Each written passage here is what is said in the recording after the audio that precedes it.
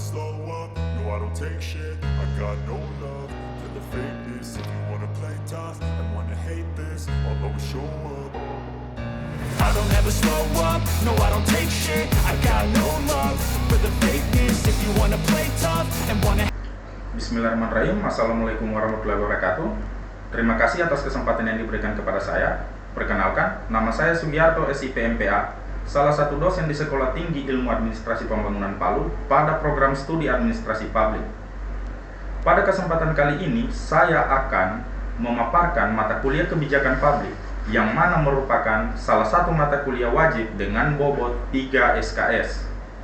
Adapun teknik pembelajaran yang biasa saya gunakan yaitu teknik DIA, Delivery, Interaction, dan Assessment.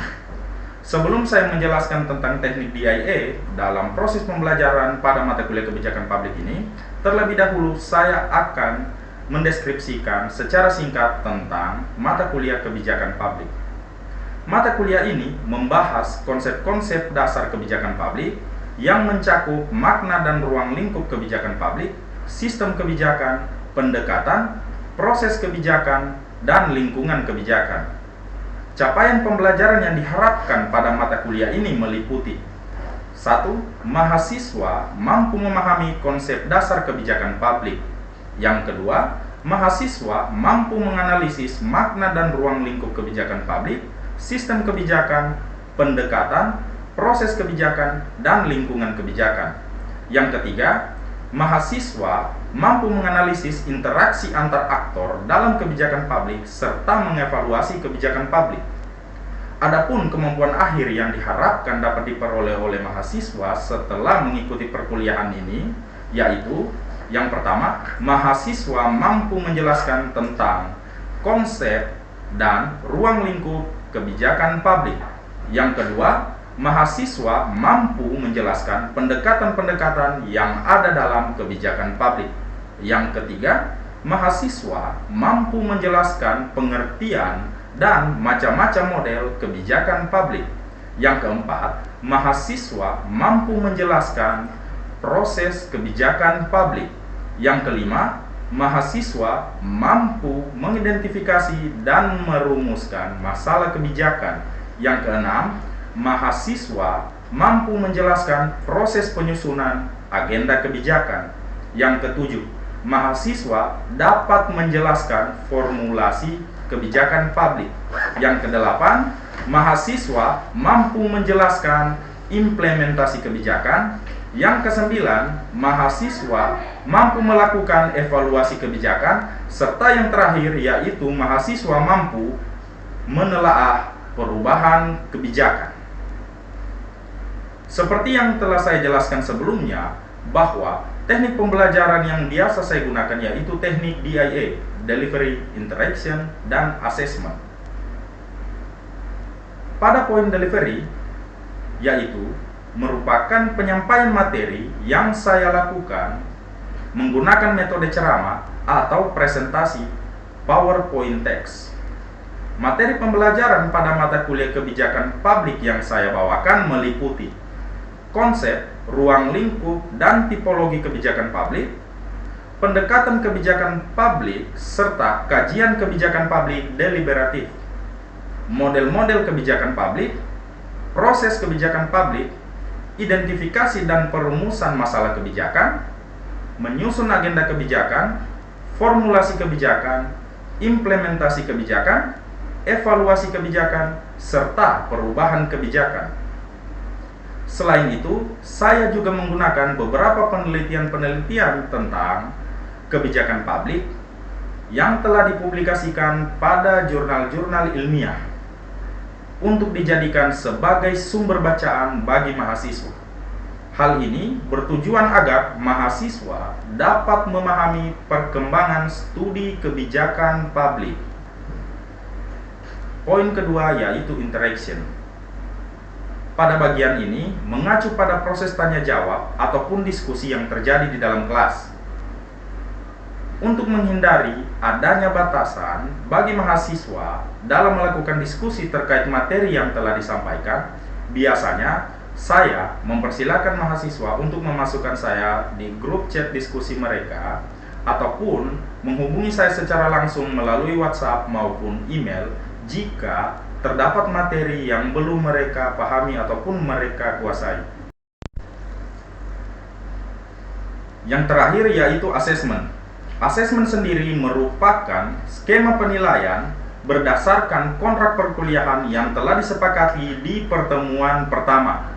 Adapun skema penilaian yang saya berikan di mata kuliah kebijakan publik ini meliputi ujian akhir semester sebesar 30%, ujian tengah semester sebesar 20%, tugas sebesar 20%, kehadiran sebesar 15%, serta keaktifan mahasiswa di dalam kelas sebesar 15%. Oke, berikut akan saya tampilkan video pembelajaran yang saya lakukan pada mata kuliah kebijakan publik.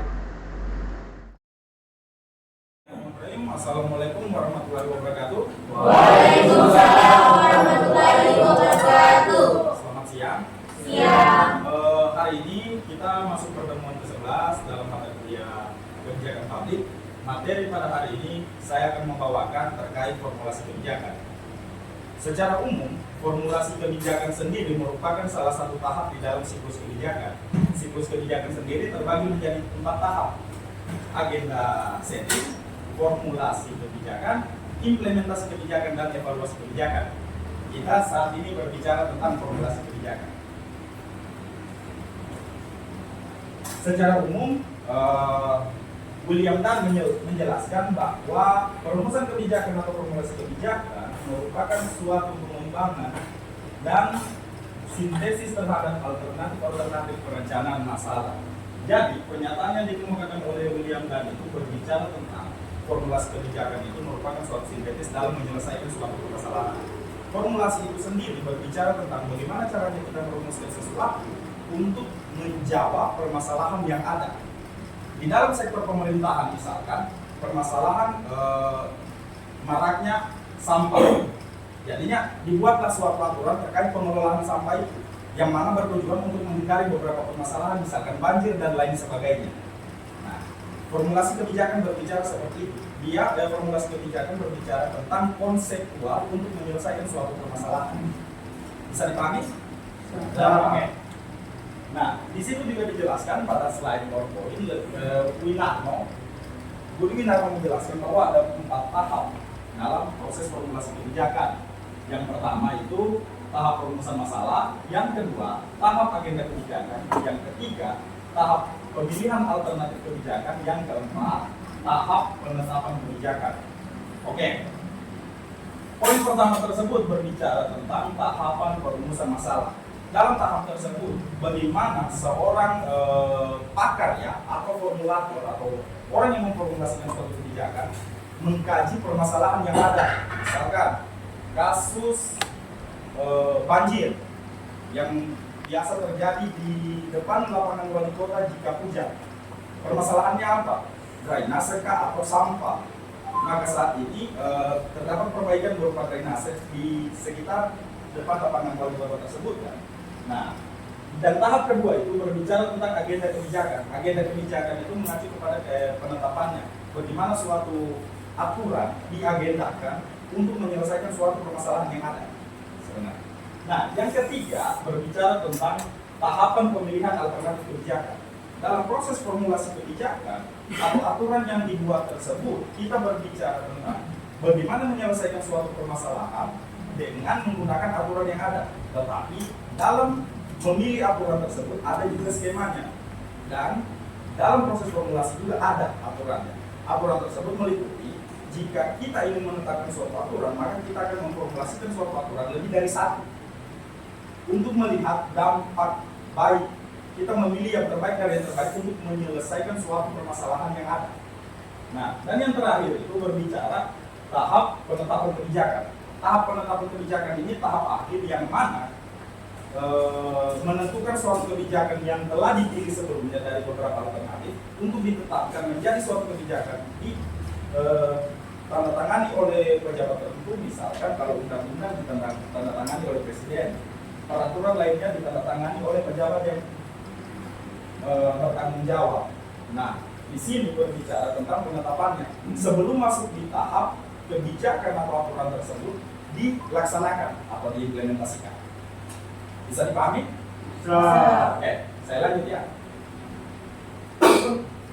Nah, jika teman-teman melihat slide ini, dalam proses formulasi kebijakan terdapat 3 hal yang perlu diperhatikan. Yang pertama, kebijakan sebelumnya atau previous policy. Yang kedua, kondisi masa depan atau forecasting. Di kondisi masa depan ini mengacu kepada peramalan masa depan. Bukan hanya dukun yang meramal ya. Perumus kebijakan juga bisa meramal. Nah, yang ketiga, keterlibatan stakeholder. Keterlibatan stakeholder ini mengacu kepada keterlibatan para aktor atau pihak di dalam proses formulasi suatu kebijakan. Oke, sampai di sini ada yang mau ditanyakan?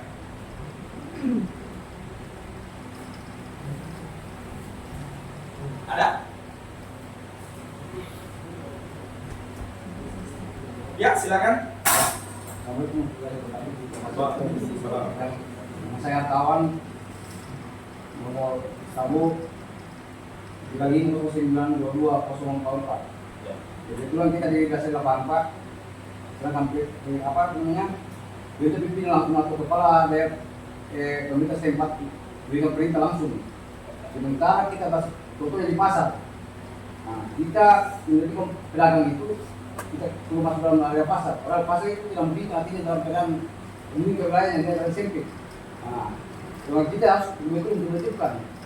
Dan di sini kita mau jadi pedagang itu, kira dalam kebijakan apa itu kita ambil sebagai apa namanya ini stakeholder di lapangan. Dan kebijakan apa kita harus ambil, Pak? Oke, pertanyaan yang sangat menarik ya kalau menurut saya. Nah, berbicara tentang pengelolaan pasar kan? Iya. Pengelolaan pasar. Stakeholder yang terlibat di dalamnya untuk merumuskan untuk penataan pasar itu kan.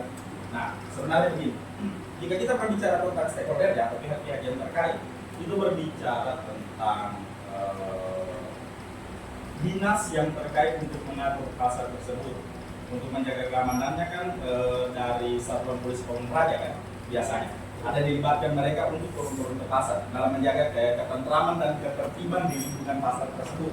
Itu stakeholder, pihak yang terlibat, pihak kecamatan pun juga terlibat, ya kan, di dalam proses pengelolaan pasar tersebut. Nah, sebenarnya berbicara tentang pihak stakeholder yang terlibat ini mengacu kepada aktor-aktor yang memang memiliki korelasi dengan permasalahan tersebut. Keselamatan pasar misalkan, keselamatan pasar itu kan diurus oleh pemerintah kota, dinaungi oleh dinas terkait. Setelah itu, untuk keamanannya diserahkan kepada Satuan Polisi Pamung Praja. Dan untuk menjaga wilayah pasar tersebut ditugaskan juga bagian kecamatan, pihak kecamatannya. Nah, sebenarnya aktor-aktor yang terlibat ini mengacu kepada hal-hal yang telah ditentukan sebenarnya, karena tidak mungkin untuk mengatasi permasalahan pasar yang contoh ya, mengatasi permasalahan pasar misalkan penjual A dengan penjual B berdempetan, itu kan tidak mungkin dinas kesehatan kan? Nah, pasti dinas terkait yang memiliki korelasi tersebut sebenarnya. Oke, sampai di sini. Ada yang mau ditambahkan? Cukup? Oke, kalau begitu saya lanjut. Nah, kita berbicara tentang contoh kasus.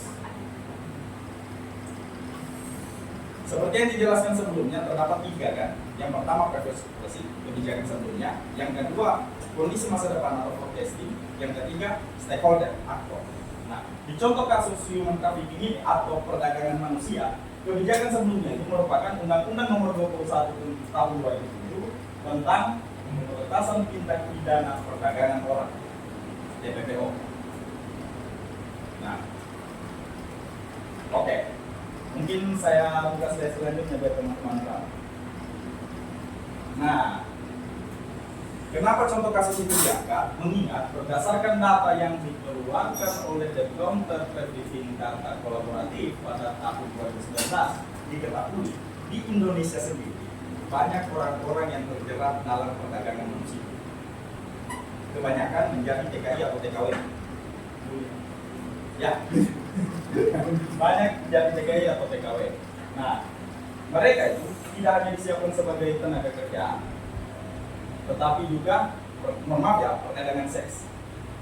Mereka dikirim ke luar negeri untuk menjadi tenaga kerja. Nah, secara tidak langsung ini perdagangan manusia karena tidak ada proses yang dilakukan secara legal. Misalkan melalui ketenaga kerjaan. Nah, di sini forecast mengacu kepada peramalan masa depan atau kondisi masa depan. Jika kita tidak membuat suatu aturan, maka dikhawatirkan beberapa tahun kemudian angka perdagangan manusia itu meningkat. Nah, tetapi jika kita membuat aturan yang memang mengatasi permasalahan tersebut, sebisa mungkin kita akan menekan tingkat perdagangan manusia. Seperti itu, contoh forecasting atau peramalan masa depan. Kita bukan meramal maksudnya bilang, oh dalam 10 tahun ini pasti begini. Ya, di dalam proses kebijakan, kita bisa meramalkan 5, 10, sampai 20 tahun ke depan berdasarkan basis data. Kita bukan berbicara mau melihat loyang ada air, bukan. Proses forecasting di dalam suatu kebijakan kita mengacu kepada data fakta aktual yang terjadi di lapangan. Oke. Selanjutnya, keterlibatan stakeholder. Bisa dilihat? Nah, perdagangan manusia itu disebabkan oleh beberapa hal. Yang pertama faktor ekonomi. Itu juga mempengaruhi sehingga banyak orang-orang yang mau kerja ke luar negeri. Tapi realitanya sekarang kalau banyak orang ke Kamboja pasti mati. Kan itu perdagangan manusia jatuhnya kan. Nah, perdagangan manusia itu disebabkan oleh beberapa hal sebenarnya. Yang pertama itu faktor ekonomi, seperti yang saya jelaskan sebelumnya. Karena keterbatasan ekonomi di keluarga mereka sehingga mereka mengambil sikap bekerja di luar negeri. Walaupun mereka tidak tahu apakah mereka keluar negeri itu statusnya legal atau ilegal. Nah, yang kedua biasanya permasalahan pendidikan. Permasalahan pendidikan itu disebabkan oleh, misalkan ya, para korban ini tidak paham bahwa mereka itu salah satu calon korban perdagangan manusia. Dijanjikan dengan pekerjaan di luar negeri itu enak, dengan gaji yang relatif sebenarnya relatif tinggi. Nah, yang ketiga itu pemerintah. Nah, secara umum memang stakeholder atau pihak-pihak yang terlibat itu di dalam proses formulasi kebijakan kita harus dapat memetakan teknik ini atau keterlibatan stakeholder yang teman-teman lihat di slide ini merupakan analisis hierarkis. Bagaimana kita melihat akar permasalahan penyebab suatu masalah. Permasalahannya ini kan kita mau mengurangi jumlah perdagangan manusia. Penyebabnya apa? Penyebabnya faktor ekonomi, pendidikan, dan pemerintah. Cara mengatasi ekonominya bagaimana? Nah, di situ dijelaskan. Secara pendidikannya bagaimana? Pelatihan kah? Atau meningkatkan taraf pendidikan masyarakat? Pemerintah bagaimana? Membuat regulasinya. Atau mengimplementasikan suatu regulasi yang telah dibuat. Oke? Jadi sudah paham skema terkait formulasi kebijakan? Sudah paham? Oke, kalau begitu saya lanjut dulu. Nah, di dalam proses formulasi kebijakan sendiri terdapat salah satu model yang digunakan untuk melihat formulasi kebijakan. Itu Kingdons model yang dikemukakan oleh John Kingdons. John Kingdons sendiri menjelaskan bahwa untuk menemukan policy window jendela kebijakan itu terdapat 3 screen yang bertemu. Problem screen, masalahnya, proposal atau politik. Proposalnya atau polisi, dan yang terakhir politikal, orang-orang yang terlibat. Jadinya dia mengacu kepada masalahnya, mengacu kepada cara untuk menyelesaikan masalah, dan yang ketiga orang-orang yang terlibat untuk menyelesaikan masalah tersebut. Nah, di sini dijelaskan bahwa ketiga screen yang dijelaskan tersebut sebelumnya akan dipertemukan dari policy entrepreneur untuk membuka jendela kebijakan yang namanya policy window. Sebenarnya policy entrepreneur ini merupakan pihak kunci atau orang yang memiliki peran sangat penting untuk memutuskan suatu kebijakan. Misalkan jika aturan itu dibuat dengan kapasitas mengatur seluruh masyarakat di dalam lingkup negara, maka policy entrepreneurnya adalah presiden. Jika aturan itu dibuat untuk mengatur masyarakat di wilayah kota kabupaten, maka policy entrepreneurnya wali kota atau bupati. Policy entrepreneur ini mengacu kepada aktor. Nah, jadinya connect ini penjelasan sebelumnya dengan teori atau model yang dikemukakan oleh Indro. Oke, yang terakhir saya berikan contoh kasus.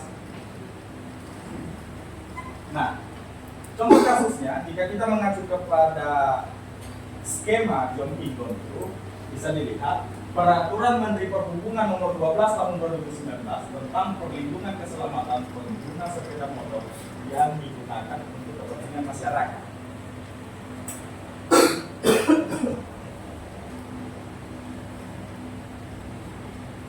Oke, ada yang mau ditanyakan?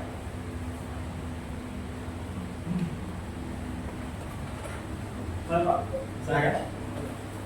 Kenapa Mbak? Nama saya Usman Siraja, nomor Sambu 35 Oke Pak, saya mau bertanya Pak. Tadi kan sudah ada apa namanya? Dia punya Apa? kan tadi sudah ada yang sebagai pengaturnya presiden. Oh, policy entrepreneur. Presiden trainernya. Nah, biasa kan Pak, walaupun sudah ada itu, kadang-kala pas penerapannya Penerapan kebijakan. Ya, penerapan kebijakannya itu banyak yang kejadian-kejadian tak terduga, walaupun sudah kayak Bapak sebutkan tadi bisa lihat masa depan. Oh iya, saya. Nah, kalau misalnya ada terjadi kayak begitu Pak, bagaimana cara mengatasinya? Oke, saya jelaskan sedikit. Walaupun memang sebenarnya pertanyaan tersebut mengacu kepada tahap selanjutnya dalam siklus kebijakan. Nah, seperti yang saudara bilang tadi, bahwa memang walaupun ada policy entrepreneur, tetapi kenapa pada saat proses penerapan aturan itu tidak sesuai harapan? Iya. Nah, itu sebenarnya penerapan aturan itu mengacu pada proses implementasi suatu kebijakan. Nah, kalau tidak sesuai harapan, ada yang namanya evaluasi kebijakan. Di evaluasi kebijakan itu melihat apakah aturan tersebut tetap dipertahankan dengan beberapa permasalahan yang tadi disampaikan, atau memang mau merubah aturan itu. Misalkan undang-undang sekian tentang perubahan undang-undang sekian, pernah dengar kan? Benar. Nah, itu sebenarnya undang-undang yang telah melalui proses evaluasi dan masuk ke tahap di mana aturan tersebut diubah, disesuaikan, dirubah pasal-pasalnya atau ketetapan-ketetapannya berdasarkan kehidupan saat ini. Karena kan undang-undang itu biasanya ada perkembangan, aturan itu ada perkembangan. Kita tidak bisa menggunakan aturan tahun 80-an dipakai di tahun 2020-an, 2020 atau 2025, ya kan? Nah, pasti ada perkembangan. Oke. Sampai di sini? Paham? Oke. Nah, kembali ya saya jelaskan. Contoh kasusnya itu Peraturan Menteri Perhubungan Nomor 12 Tahun 2019. Nah, kasus ini sebenarnya, contoh kasus ini diangkat karena mungkin pernah dengar kasus ini ya, ojek online dan ojek konvensional. Kenapa? Gak punya. Itu. Ricu. Itu terjadi di tahun 2012. Nah, itu kasusnya karena permasalahannya ojek online ini dianggap oleh ojek konvensional mencuri rezeki atau memotong pemasukan mereka karena melalui aplikasi. Nah, ojek online ini kan resmi sebenarnya. Cuma memang ada aturan bahwa kendaraan bermotor itu sebenarnya bukan digunakan untuk transportasi umum. Makanya keluar regulasinya sebenarnya. Oke. Nah, di sini contohnya jika kita mengacu ke John Egan, kita mengacu kepada John Egan. Nah, problem stream itu mengacu kepada konflik antar ojek online dan ojek konvensional seperti saya jelaskan sebelumnya kan. Ada kasus di mana terjadi saling serang dan lain sebagainya. Nah, proposal stream tersebut mengacu kepada pertemuan antara CEO ojek online dan salah satu perwakilan ojek konvensional. Di situ pertemuan sebenarnya. yang mana proposal policy ini mengacu kepada tahap di mana untuk mencari titik temu atau mencari jawaban dari permasalahan yang ada. Nah, political stream ini pihak-pihak yang terkait, bukan policy entrepreneur ya. Policy entrepreneur itu orang yang paling berpengaruh sebenarnya, aktor berpengaruhnya. Policy entrepreneur ini pihak-pihak yang memang bisa memberikan dampak. Nah, itu media massa dan masyarakat penyewa jasa transportasi. Nah, policy window itu atau jendela kebijakan bisa dilihat bahwa lahirnya Permenhub nomor 12 tahun 2019.